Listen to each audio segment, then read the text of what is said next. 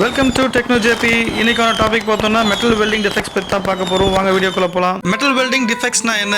Irregularities, impurities, அதுக்கப்புறம் இன்ஃபர்ஃபெக்ஷன், அதுக்கப்புறம் quality ஸ்டாண்டர்டை வந்து நம்ம மீட் பண்ணாது, அதுதான் வந்து டிஃபெக்ட். இப்போ வெல்டிங் டிஃபெக்ட்லாம் பார்க்கறதுக்கு ஸ்டாண்டர்ட்ஸ் இருக்கும். என்டி அந்த மாதிரி, பிடிஎம், டிஆர்டி, யூடி அந்த மாதிரி என்னென்ன ஸ்டாண்டர்ட்ஸ் இருக்குன்னு பார்த்துருவோம். ASME B 31.1, ASME B 31.3, ASME B 16.34, அதே மாதிரி ASME செக்ஷன் 8, செக்ஷன் 9, அதுக்கப்புறம் AWS D 1.1, API 1104, அதே மாதிரி பார்த்தோம்னா சாம் ஸ்பெக்கும் இருக்குது, 12, 13, 14 அராம்கோ ஸ்பெக்கு.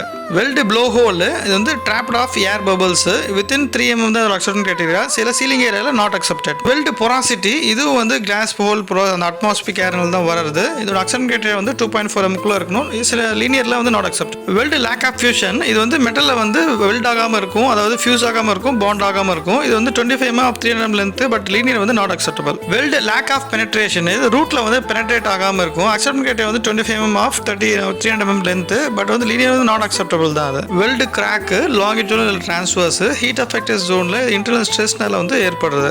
வெல்டு அண்டர்கட் இது வந்து ஹை கரண்ட்னால மெல்டிங் அதிகமாகறனால இந்த வெல்டு பீட் எங்கே முடியுதோ அந்த பிளேட்ல வந்து ஒரு அண்டர்கட் மாதிரி இருக்கும், டெப்த்தாக இருக்கும். 0.8 mm தான் வந்து acceptable limit. Weld overlap excess weld வந்து நம்ம பேஸ்மெண்ட்ல வந்து ஓவர்லாப் ஆயிருக்கும், அதான் வந்து டிஃபெக்ட். வெல்டு ஸ்பேட்டர் இம்ப்ராப்பர் கேஸில் அட்மாஸ்பிரிக் அன்கிளீன்டு வெல்டிங்னால அந்த மாதிரி ஸ்பேட்டர்ஸ் ஃபார்ம் ஆகும். இது வந்து கிளீன் பண்ணிடணும் ப்ராப்பராக. வெல்டு ஸ்லாக் இன்க்ளூஷன் இது வந்து ஸ்கேல்ஸ் ஃபார்ம் ஆகுது, அது ப்ராப்பராக க்ளீன் பண்ணிட்டு நெக்ஸ்ட் பாஸ் அடைக்கணும், அதுதான் வந்து slack inclusion. Weld burn through இது வந்து ஹை வெல்டிங் ஹை கரண்ட்னால இந்த மாதிரி ஏற்படுது, ஒரு பள்ளமா வாய்ட் மாதிரி ஏற்படும். இது வந்து நாட் அக்செப்டபிள் தான். நிறைய அக்செப்டன்ஸ் கிரைட்டீரியாஸ் வந்து எல்லா டிஃபெக்ட்ஸுமே வந்து வேரி ஆகும் depend upon the standards. Weld excess penetration ரூட்டுக்கு வெளியில் வந்து பீட் வந்து அதிகமாக இருக்கும், அதாவது பெனட்ரேஷனோட பீட் வந்து அதிகமாக இருக்கும். அது வந்து 3 mm குள்ள தான் இருக்கணும் அக்செப்டபிள் லெவலில். இம்ப்ராப்பர் வெல்ட் பீடு இது வந்து வெல்டிங் அடிக்கும் போது ப்ராப்பராக வந்து கரண்ட் யூஸ் பண்ணி வோல்டேஜ் யூஸ் பண்ணி அடிக்கணும். சமயத்தில் கான்வெக்ஸாக வரும், சமயத்தில் கான்கேவாக வரும்.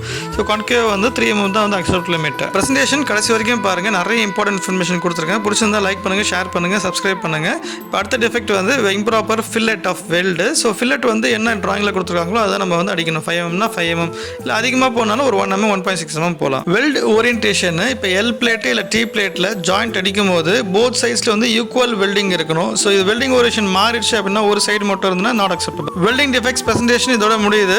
நிறைய வெல்டிங் டிஃபெக்ட்ஸ் இருக்குது, பட் வந்து இம்பார்ட்டன்ட் மட்டும் நான் கொடுத்துருக்கேன். நம்ம நெக்ஸ்ட் பிரச்சனை மீட் பண்ணலாம். Until then, bye from Techno JP.